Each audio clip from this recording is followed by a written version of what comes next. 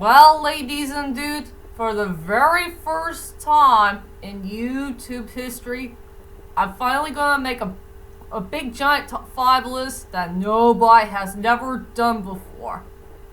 And it's gonna be a really tough one.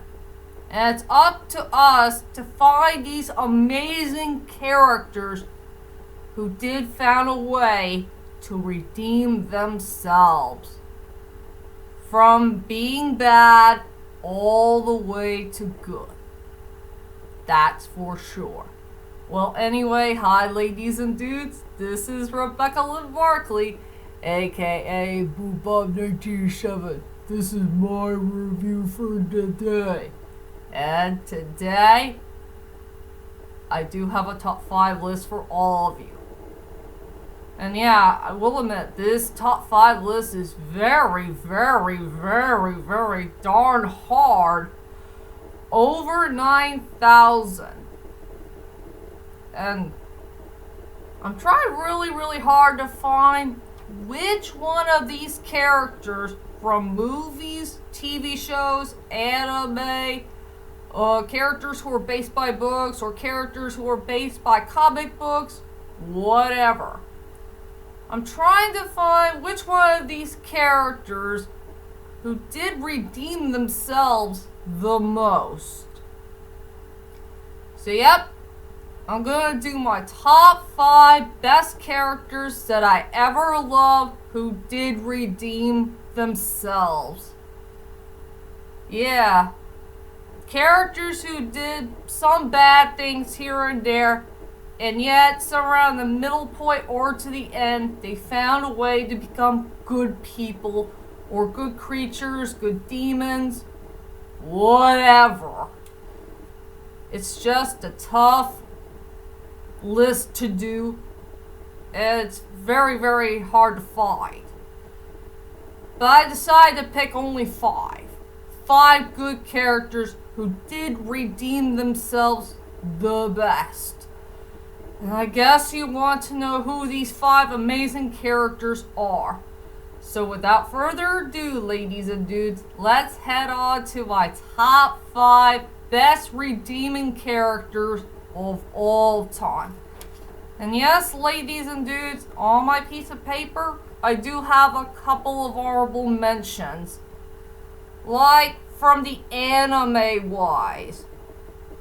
I got Vegeta and Majin Buu from DBZ, Kenshin Himura and Lord Aoshi from Rurouni Kenshin, and Hank from 2D Abandoned Sacred Beast. And from movie-wise, I got Han Solo and Darth Vader from the Star Wars saga, I got Jimmy Carter from Run All Night, and Tom Carter from Honest Thief.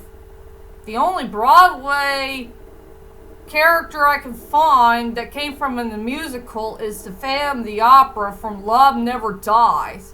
And the only video game character I can find is Absol Orlean from the Kingdom Hearts saga.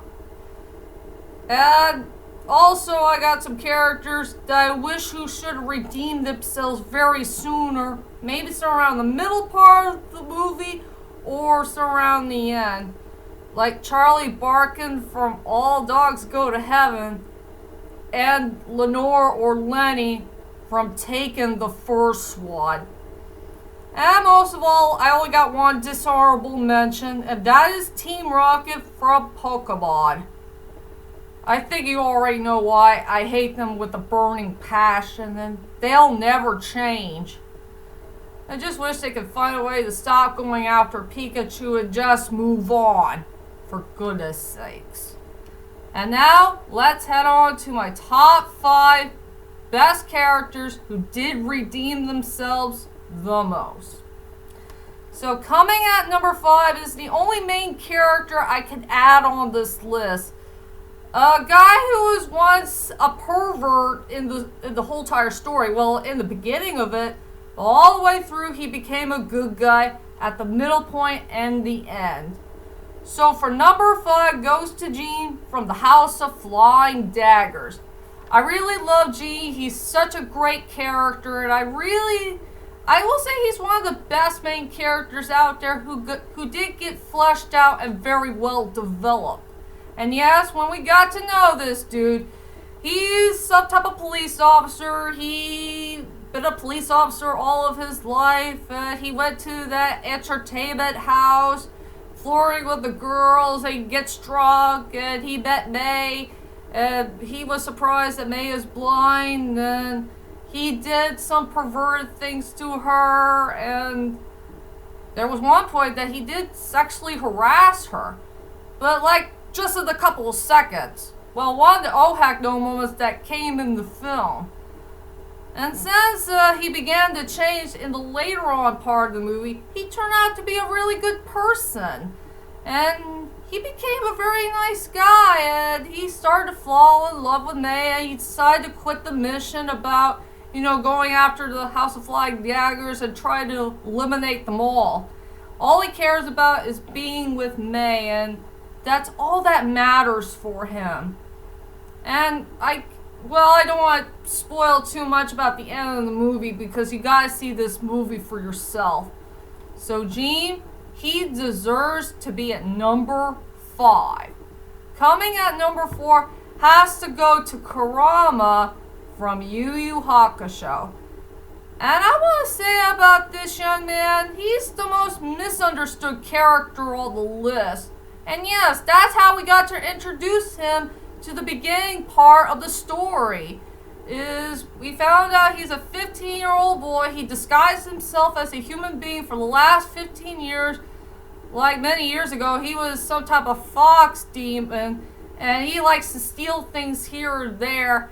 And he began to know the truth for the last 15 years. He did some type of crime that he did commit, and he believes that it's all his fault that he suffered his mother, his human mother. And he really wants to find a way to set things right. He really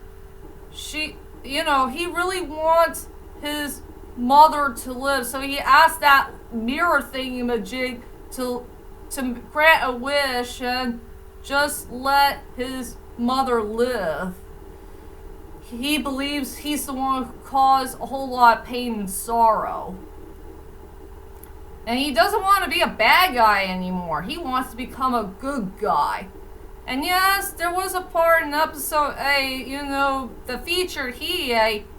He had somewhat sacrificed his life to stop Hiei for all the bad things he is doing. And he was almost about to die. He had a little blood in his stomach. But at least he lived. And yeah, Kurama deserves to be a really good guy, all the way through to the Yu Yu Hakusho show. Well, if you've seen Yu Yu Hakusho, you'll know what I'm talking about. So that's why the young fox boy with the lovely red hair and used the rose whip thingy, he deserves to be at number 4. Coming at number 3 goes to Dola from Castle in the Sky. The only female character that I will add on this list. I frickin' love Dola. She is such a very cool, interesting character.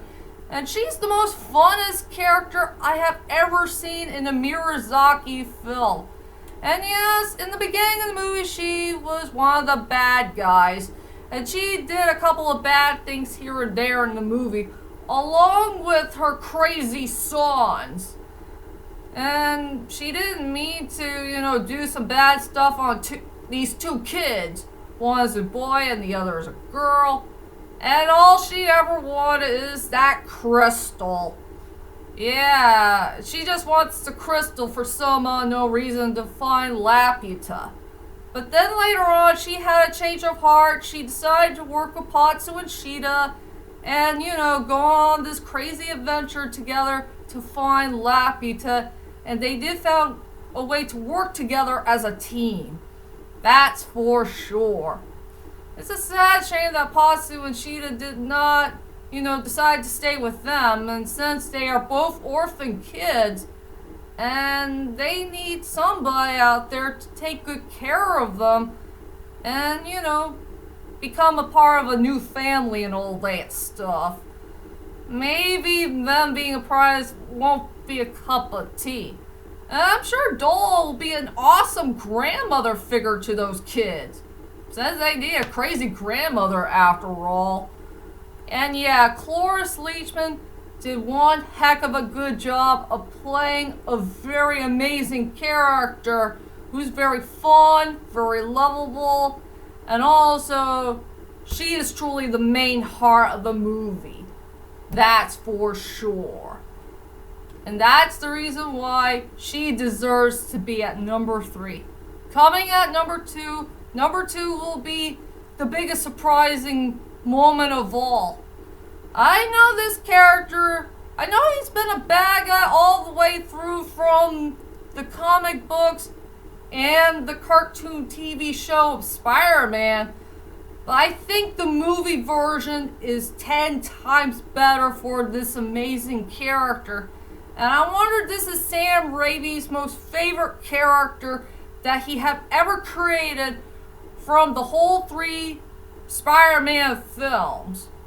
And also from Spider-Man No Way Home. I know he never directed that film, but it was somebody else who also directed Spider-Man No Way Home. Well, if you guys get the picture.